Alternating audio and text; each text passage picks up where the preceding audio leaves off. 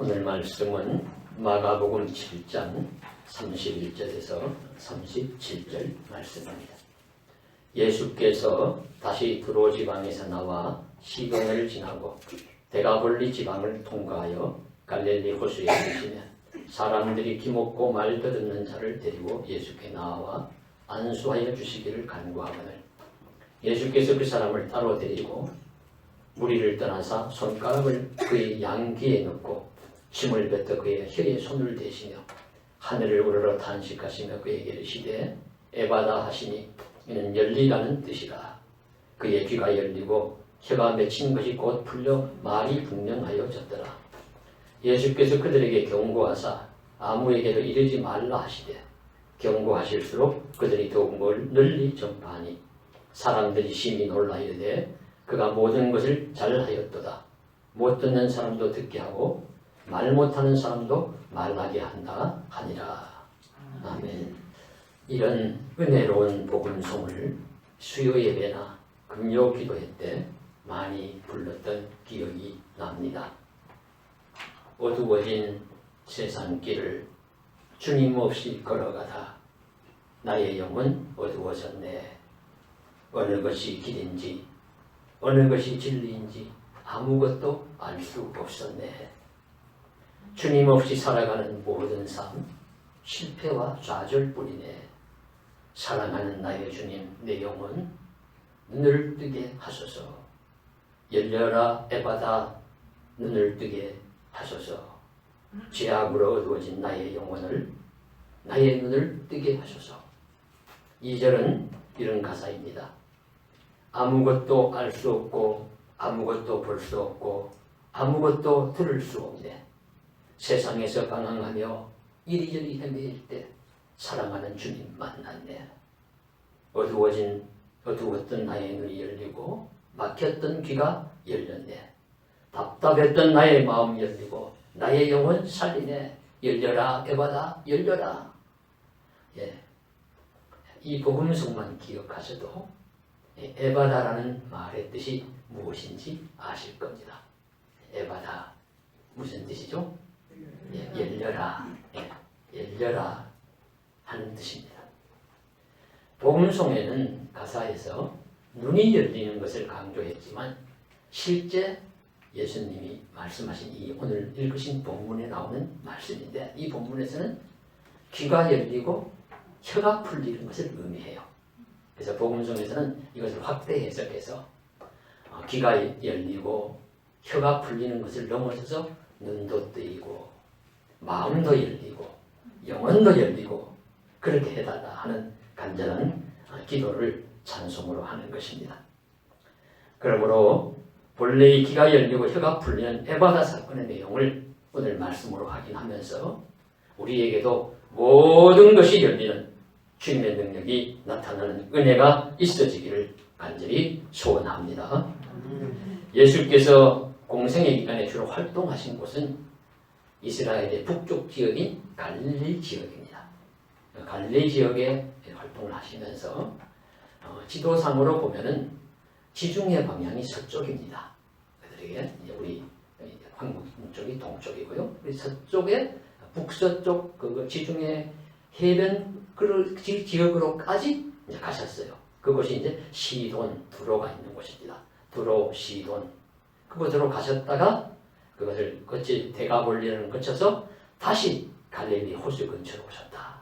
예수님이 오늘 사건을 일으키신 그 지역이 어디냐 하는 말씀을 가르쳐 주시기 위해서 31절 말씀에 다시 두로 지방에서 나와 시돈을 지나시고 데가볼리를 통과하셔서 갈릴리 호수에 이르셨다.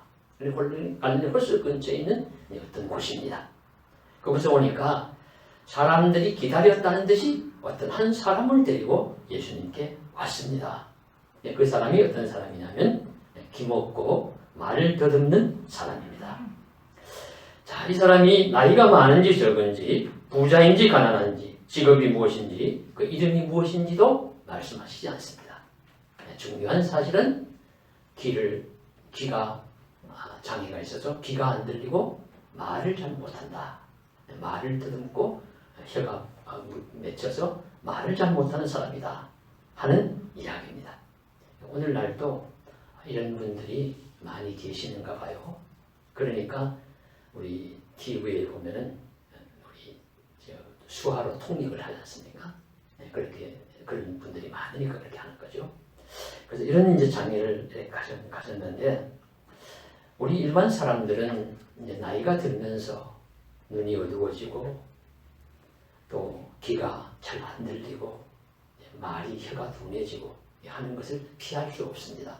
그나마 오늘 데리고 나온 이 사람은 젊은 사람임에도 불구하고 이제 귀가 완전히 장애로 인해서 들리지 않고 혀가 맺혀가지고 말을 못하는 그런 사람입니다.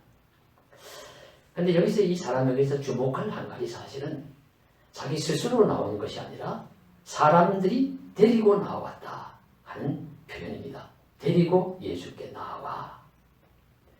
예수께 나와서 고침받는 사람들의 대부분은 스스로 나오는 사람들입니다. 데리고 나오는 사람들도 있어요. 그러니까 또 못 데리고 나와서 신장 있는 중풍병자 홀로 움직일 수 없으니까 그 이제 들고 나오고 또 어린 아이들이나 또 뭐 큰 병을 하나 누워 있거나 하면 이제 못 데리고 나오죠. 그러나 자신이 움직일 수 있고 어느 정도 활동할 수 있으면은 자기가 직접 나와요. 많은 난관을 뚫고서 나옵니다. 마태복음 8장에 나오는 나병 환자도 성한 사람들 앞에 가면 도로에 맞아 죽을지도 모르지만 그거 헤치고 나와서 예수님 앞에 나오고 또 12해를 혈루증을 앓는 여인이 얼마나 몸이 고단하고 힘들겠어요? 피곤하고 힘이 없고 그럼에도 불구하고 예수님 그 무리들을 뚫고서 예수님 앞까지 옵니다. 또 여리고 갔을 때 소변거지 바디메오 같은 경우에 그런 소변거지들도 사람들이 시끄럽다고 조용하라고 해도 그 개의치 않고 예수여 선생여 나를 불쌍히 여기소서 소리 지르면서 예수님 자기들 음성을 듣기를 원하면서 그렇게 하고 그렇게 대개 본인이나 가까운 가족이 함께 나와서 이렇게 몸부림치면서 예수님이 하시면 하실 수 있다는 믿음을 보여줌으로써 예수님께서 그들의 병을 고쳐주시고 역사를 일으키십니다. 그런데 오늘 이 사람은 자신이 나온 것이 아닙니다. 귀먹고 말이 어눌한데 다른 사람이 데리고 나왔어요. 이 사실은 그 사람에게 예수님에 대한 믿음이 없었다. 예수님의 믿음이 너무 약하다 하는 것을 말씀해 주시고 있습니다. 그래서 이 사실을 통해서 그 다음에 예수님의 치유 행위가 달라집니다. 그래서 이 사람을 데리고 오니까 피동적인 사람이죠. 데리고 오니까 예수님께서 그 사람을 따로 데리고 나아가세요. 그냥 그 자리에서 만일에 믿음이 좋은 사람이 그렇게 해서 난관을 뚫고 나왔으면 참 내 믿음이 크도다. 내 믿음대로 될지어다 하면 역사가 일어나고 뭐 병이 고쳐지고 문제가 해결되지요. 그런데 이 사람은 믿음이 없는 사람이고 사람들이 이끌려서 억지로 나온 피동적인 사람이기 때문에 예수님이 따로 데리고 가서 무슨 치유 행위를 합니다.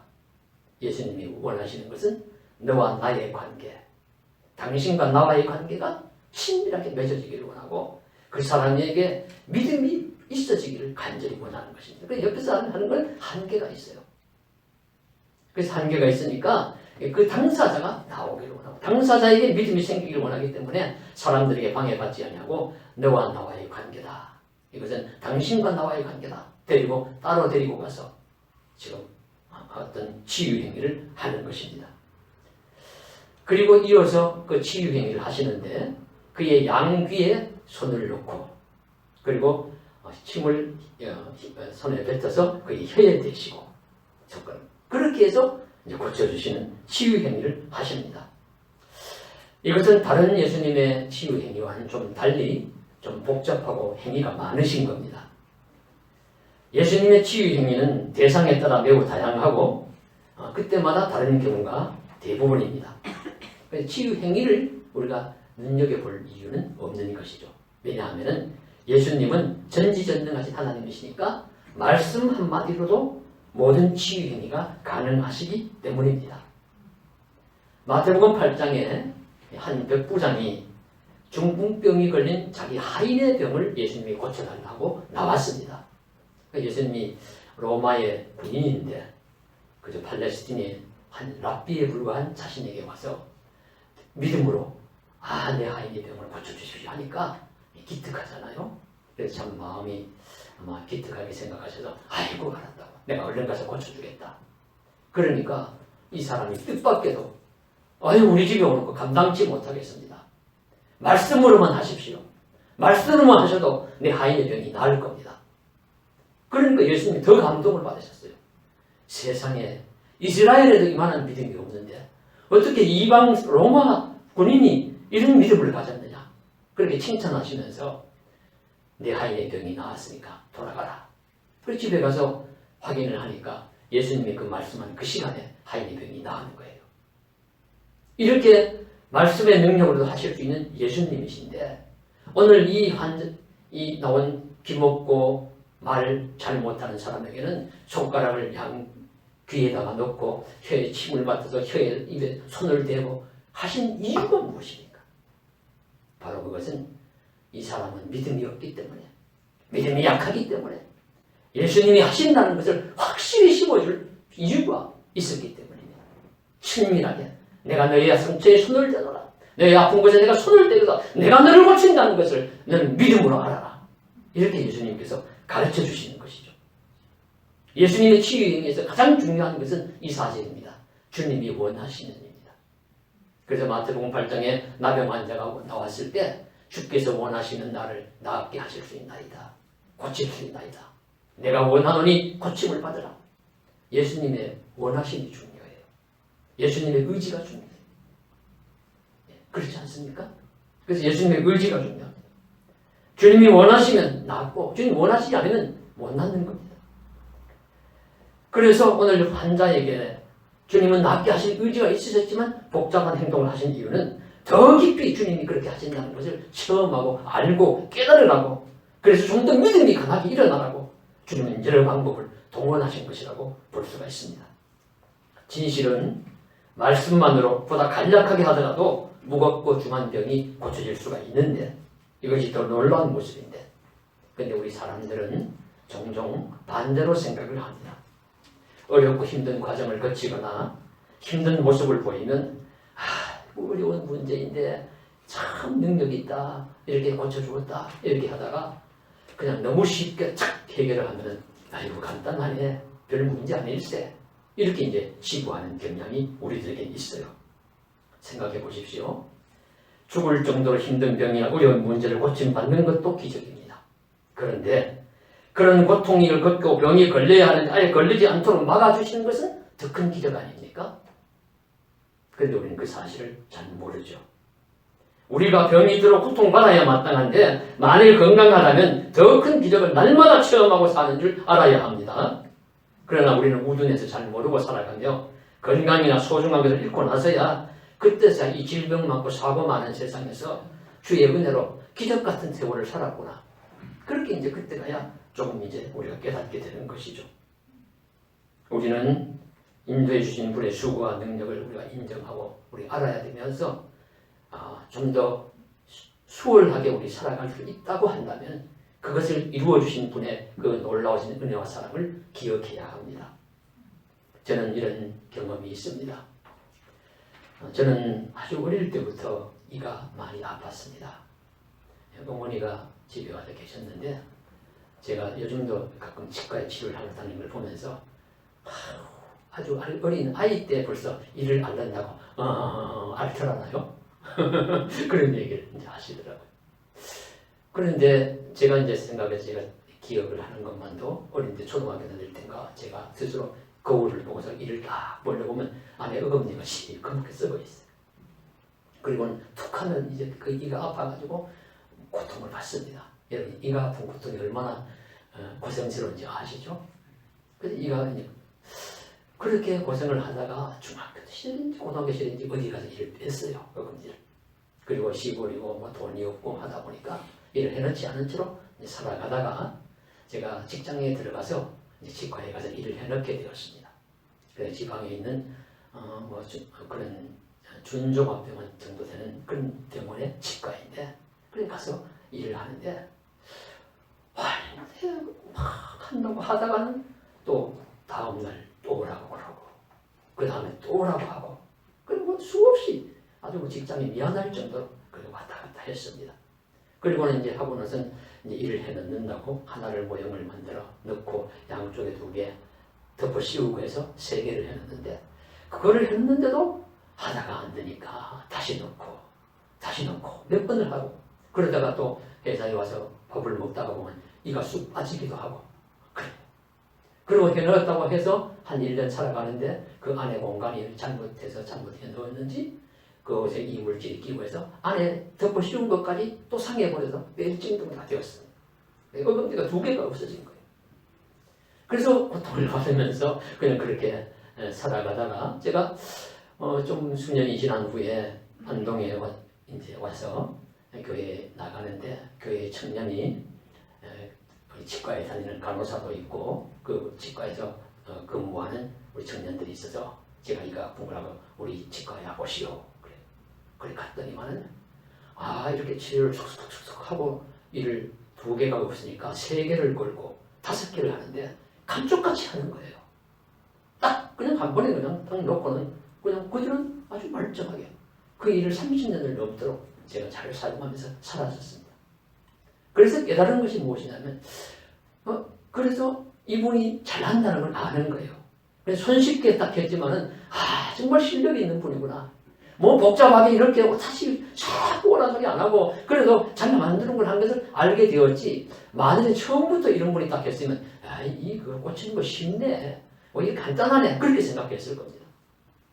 오늘 예수님께서도 사실은 이 사람의 병이 중해서 이런 복잡한 행동을 하신 것이 아니라, 이 실력이 없어서도 아니라, 뭐 복잡하게 행동하면 실력이 없거나 병이 중하거나 한 건데, 이 환자의 상태가 안 좋은 거예요. 영적인 상태가. 그래서 그것을 알게 하시기 위해서 귀에 손을 놓고 혀에 손을 대고 그러시면서 고쳐주시면서 내가 당신을 고쳐준다, 당신과 나와의 친밀한 관계가 맺어져야 한다, 그것을 가르쳐 주시는 것이죠. 우리도 인생 살아가면서 주님의 행동, 모션이 크게 우리에게 나타난다면 큰 사랑을 우리가 깨닫긴 하지만 내 상태가 안 좋을 때가 많아요. 내 상태가 좋으면 손댈 필요가 없어요.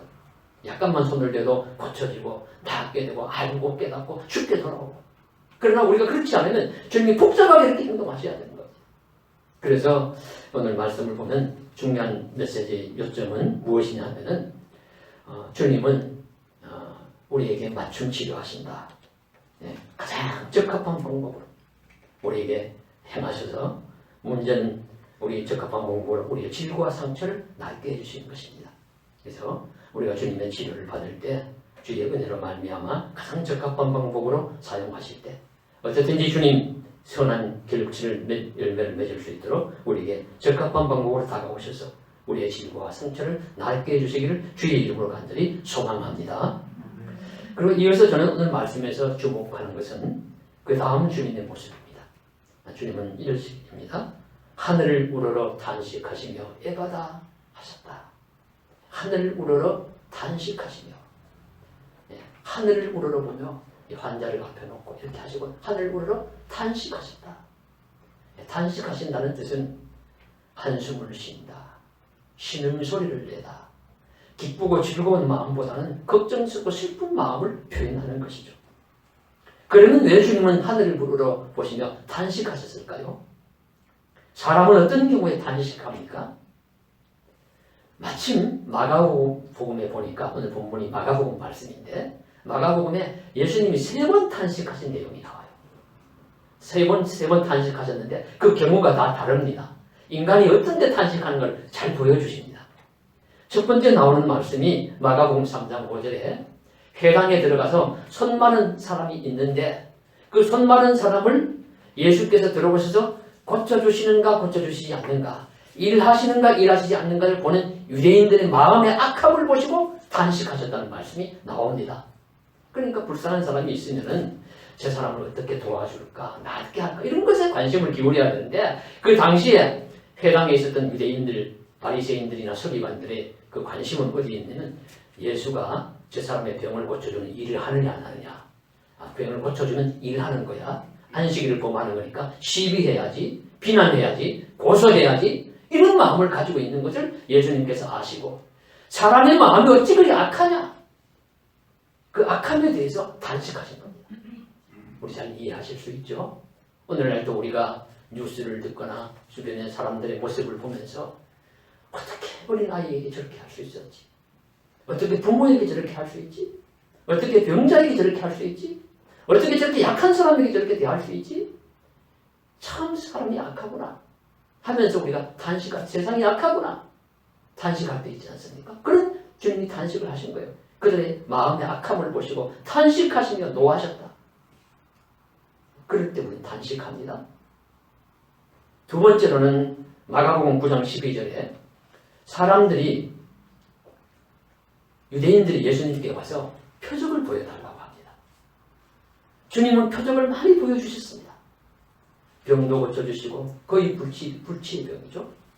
죽은 자도 살리시고 바람과 파도도 잔잔하게 하시고 오병이어 칠병이어 떡 5덩어리 물고기 2마리로 4,000명 5,000명도 먹이시고 이런 기적 베푸셨는데도 불구하고 나올 때마다 사람들은 우리에게 당신 메시아라는 표적을 보여주시오. 우리는 표적을 원합니다. 하니까 표적을 보여줘도 자꾸 표적을 원하는 그 사람들이 불신에 대해서 주님이 단식하는 겁니다. 어찌 이렇게 믿음이 없느냐? 어찌 이렇게 불신만 가득하냐? 표적을 보여줘도 끝이 없구나. 그래서 요나의 표적. 나중에 그때는 그 사람들 못 알아듣죠. 예수님은 사실은 죽음 후에 3일 만에 부활하실 것을 이 표적이 인자에게 보여줄 진짜 표적이다 하는 말씀까지 하시는데 어쨌든 이런 표적을 보여주시달라고 하는 그들의 불신의 마음을 보고 단식하시는 겁니다. 이것도 우리가 잘 이해가 돼요. 어떤 경우에 우리가 참 내가 진실한데 이 문제에 대해서는 내가 아무 잘못한 것이 없는데 아무리 설명하고 아무리 이해를 구해도 믿어주지 않는 경우가 있습니다. 세상에서 살다 보면 그런 경우를 당하게 되죠. 그러면 단식합니다. 어찌 이렇게 신용이 없는가? 어떻게 이렇게 믿음이 없는가? 이런 일들을 주님도 다 당하셨습니다. 그러니 혹시 당하시더라도 너무 슬퍼하거나 노하거나 너무 낙심하지 마십시오. 다 주님도 당하면서 인생 살아가는 길이라는 것을 가르쳐 주시는 것이죠. 세 번째 단식하는 경우가 오늘 말씀인데 다른 경우입니다. 이것은 주님의 이런 단식이라고 보여집니다. 대상을 보면서 불쌍히 여기는 마음입니다. 병으로 장애로 고통받는 인생에 대한 주님의 연민, 슬픔, 안타까움을 표현하는 모습이 바로 하늘 우러러 탄식하시는 모습입니다. 사람의 삶은 누구나 어떤 점에서 이런 탄식을 불러올 만큼 고단하고 어렵고 고통스러운 점이 많습니다. 사람의 가는 길에는 누구나 고통과 어려움이 많습니다. 가는 길도 가시밭길 장애물 좁고 험한 길이지만 언제 비바람 눈보라가 칠지 모르는 길을 걷습니다. 함께 동행하는 사람들도 내 마음에 꼭 맞으면 좋으련만 그런 사람 별로 없어 불편할 때 많습니다. 세월 가면서 늙고 병드는 거 피할 길 없습니다. 세상에서 혹 남들 보기에 잘 사는 것 같아도 깊은 고통과 눈물 어린 남모르는 사연 하나둘은 안고 살아갑니다. 거기다가 가난의 고통, 정치적인 압조적에 산다면 더한데 거기에다 오늘 환우처럼 큰 질병과 장애가 있으면 그야말로 눈물 마를 날이 없는 것이 인생입니다. 그래서 성경에서 우리의 연수가 70이요 강간하면 80이라도 연수의 자랑은 수고와 슬픔뿐이다. 모세는 시편 90편에서 고백했고요. 시편 103편 15절은 인생의 그날이 풀과 같으며 그 해마가 둘의 꽃과 같도다 고백합니다. 야고보 사도는 야고보서에서 너희 생명이 무엇이냐 잠깐 보이다가 없어지는 안개와 같다 라고 고백했고 또 시편 62편 9절에서는 슬프도다 사람은 입김이여 저울에 달아보면 입김보다 가벼우리로다 합니다. 그래서 이사야서 40장 3절 말씀에 우리 자주 고찰하는 말씀이죠. 인생은 갈대와 같고 산한 갈대 꺼져가는 득불 심지와 같다. 그래서 마태복음 12장 20절은 또 예수님의 행동을 보시고 마태가 기록한 내용도 나옵니다. 그런 일들을 주님이 이 세상에 오셔서 주님도 몸소 겪으시면서 그런 모습을 지금 보시고 단식하시는 모습이 바로 오늘 말씀입니다. 그래서 오늘 주님의 단식은 인간의 악함과 불신에 대한 것이 아니라 인간의 연약함에 대한 연민에서 나오는 단식입니다. 고생하고 고통스럽게 살아가는 사람의 삶에 동참하지는 주님의 사랑의 표현입니다. 로마에 압제당하고 가난 속에 허덕이고 건강하다고 해도 불쌍한데 이 환자처럼 기먹고 어눌해서 생활의 불편과 외로움이 얼마나 클 것인가. 거기다가 믿음도 없어 영생에 대한 소망조차 없는 가련한 사람입니다. 이런 사람을 향하여 연민과 긍휼이 가득한 마음으로 하늘을 우러러보며 탄식하셨다고 보는 것입니다. 만일 우리가 이 환자 같은 형편이라면 주님은 이처럼 우리의 고통에도 동참하시면서 이런 탄식과 함께 우리를 사랑의 눈으로 바라보실 줄로 믿습니다. 우리는 주님의 눈길을 의식하면서 살아야 합니다.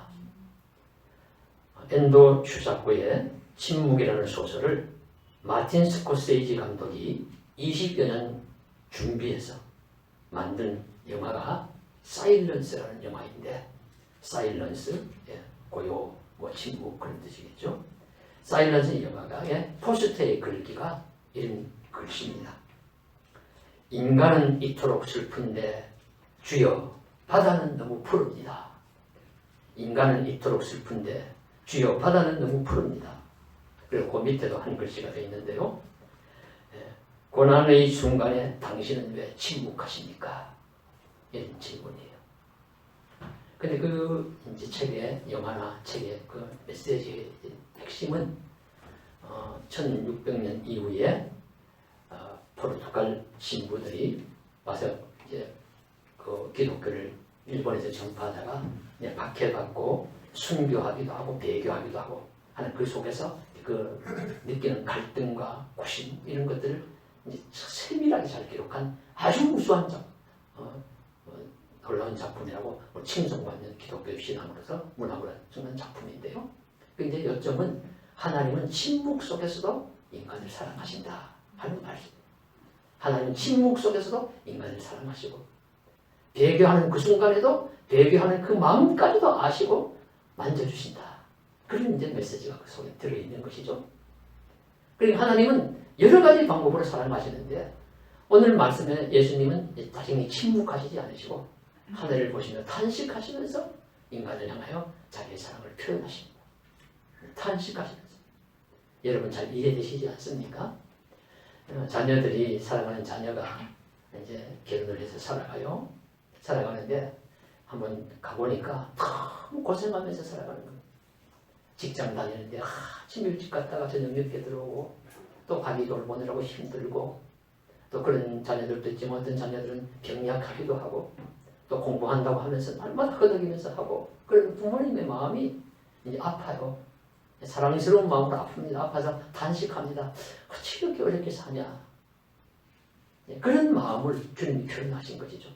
이 환자를 보시면서 앞에 두시고 그리고 그 다음에는 주님은 침묵을 끝내시는 것이 아니라 다임스럽게 오늘 말씀처럼 에바다 열려라 하시면서 그 문제를 해결해 주십니다. 열리라는 말씀 참 이 아람어인데 원래 이제 성경은 신약 성경 헬라어로 되어 있습니다. 헬라어로 마가가 기록한 것을 했는데 하다가 중간중간에 달리다움, 에바다, 또 고르반, 아바라는 아람어 그 예수님 당시에 사용하던 이스라엘 민족들이 당시에 통용하던 언어래요. 그 언어를 그냥 그대로 씀으로써 이 말씀 정말로 예수님이 하셨다 하신 것을 강조하기 위해서 그런 부분에 특별하게 그대로 쓴 기록들이 있습니다. 그 중에 하나가 바로 이 에바다라는 아람어, 열리라는 말입니다. 그래서 이 소리를 외치니까 막혔던 귀가 열리고 맺혔던 혀가 풀리는 역사가 말씀대로 일어났습니다. 그래서 이 열리라는 말씀은 참으로 효과적이며 유익한 언어입니다. 그래서 그대로 우리 삶에도 역사하기를 소원합니다. 오늘 환자같이 귀가 닫히고 혀가 굳어있는 사람의 막힌 귀가 열리고 굳어진 혀가 풀리듯이 어려운 문제들이 직접적으로 해결되는 역사가 일어나기를 간절히 소망합니다. 둘째는 마음이 열리기를 원합니다. 닫힌 마음의 문이 열리는 것이 참으로 중요한 일입니다. 마음이 열려야 서로 소통이 됩니다. 사람과 사람 간에 사람과 하나님 사이에 서로 소통이 되어야 좋은 관계가 형성되고 행복하고 삶이 윤택할 수가 있습니다. 사울은 구약 성경의 사울은 자신의 사위요 나라의 장수인 다윗에게 마음이 열리지 않았어요.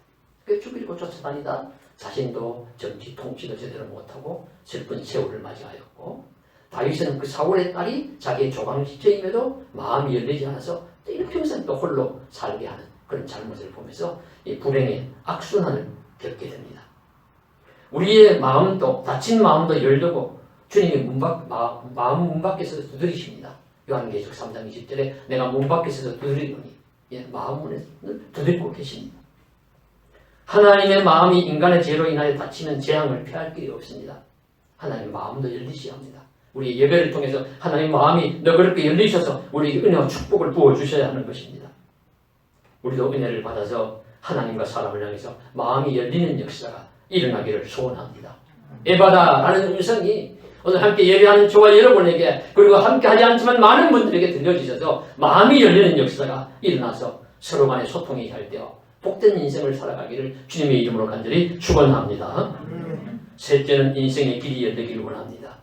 좁은 길일지라도 열린 길이 되고, 좁은 문일지라도 열린 문이 되어서 우리가 잘 통과하는 역사가 일어나야 합니다. 인생의 닫힌 문 앞에서 보셨습니까? 가로막힌 막다른 골목에 선 것과 같이 닫힌 문 앞에 서서 아무리 문을 두드려도 열리지 않는 문 앞에 서 있는 낭패감을 저와 여러분은 짐작하실 겁니다. 그러나 주님은 열리라는 말씀으로 인하여 인생의 여러 가지 막힌 길을, 닫힌 문들이 열리기를 주님 원하시고 우리에게 또 열어주실 줄로 믿습니다. 마지막으로 넷째는 영적 문이 열려 하늘 문이 열리고 천국길과 영생길이 열리는 것을 보기를 원합니다. 바울 사도는 에베소 성도들에게 너희의 마음의 눈을 밝히사 그의 부르심의 소망이 무엇이며 성도 안에서 그 영광의 풍성함이 무엇이며 능력의 지극히 크심이 없다는 것을 너희로 알게 하시기를 구하노라. 에베소 1장 18절에 기도합니다. 그 이유는 4장 18절에 보시면 그들의 마음이 굳어짐으로 말미암아 하나님의 생명에서 떠날 수 있을 수 있기 때문이다. 마음이 굳어지고 마음의 눈이, 생명의 눈이 열리지 않는 마음이 굳어져서 멸망받을 수가 있습니다. 하나님의 생명이 떠날 수가 있습니다. 우리가 믿음 생활하는 가장 근본적인 이유는 영적인 눈과 귀가, 마음이 열리는 것입니다. 엘리사가 종의 눈을 열어주었을 때 자기들을 둘러싼 이방 군대가 보이는 것이 아니라 불수리와 불말, 불병거가 하나님의 군대가 자기를 보호하고 있다는 것을 보게 되었습니다. 다니엘, 에스겔, 사도 요한 등은 육신의 눈 어떤 밝았는지 어떤지 우리의 마음의 눈이 열림으로써 천국 문을 열린 것을 보게 되고 하나님의 영광을 보고 하나님의 계시를 보는 역사를 경험하게 됩니다. 우리들에게도 이것이 중요합니다. 무엇보다도 우리 영적 눈과 귀와 마음이 열려 하나님의 영광을 보며 천국길이 열리고 영생길을 걷는 은혜의 역사가 일어나기를 주님의 이름으로 간절히 소원합니다. 예수님은 이처럼 한 사람의 장애를 고쳐주셨습니다. 그리고 사람들에게 소문내지 말라고 조심시키며 경계하셨지만 이 놀라운 사건을 접한 사람들이 입이 건질거려서 가만히 있을 수 있겠습니까? 더욱더 소문을 내었다. 그렇게 성경은 말씀해 주시고 있고요. 그리고 그 반응은 심히 놀랐지요. 놀라워합니다. 그가 모든 것을 잘하였도다. 감탄합니다. 당연하지요. 어찌 놀라지 않을 수 있겠습니까? 어찌 감탄하지 않을 수 있겠습니까? 우리도 주님의 역사를 체험하며 보고 감탄하며 그 은혜를 찬송하며 그 영광을 돌릴 수 있기를 주님의 이름으로 간절히 소망합니다. 기도드리겠습니다. 사랑하는 하나님, 오늘도 주의 은혜 가운데 예배의 자리로 인도해 주심을 감사드립니다. 우리가 육신의 귀는 다치지 않고 또 혀는 아직 맺히지 않아 풀리어 있어 말은 할 수 있을지 모르지만 영적으로 보면 다친 귀, 다친 눈, 다친 마음 가지고 살아갈 때가 많이 있습니다. 주여, 에바다 하시는 생명의 말씀이 우리의 심장 오장육부를 쳐서 막힌 것들을 다 열어주시옵시고 다친 것들을, 맺힌 것들을 풀어주시옵시고 하나님, 사람들과의 좋은 관계도 마음이 소통되어 열릴 수 있게 하여 주옵시고 하나님, 우리 인생길도 인생의 문들도 열리게 하여 주시옵시고 하늘 문 천국길도 열려서 그 길을 잘 걸어갈 수 있도록 주님 도와 주시옵소서. 예수님 이름 받들어 간절히 기도드리옵나이다. 아멘.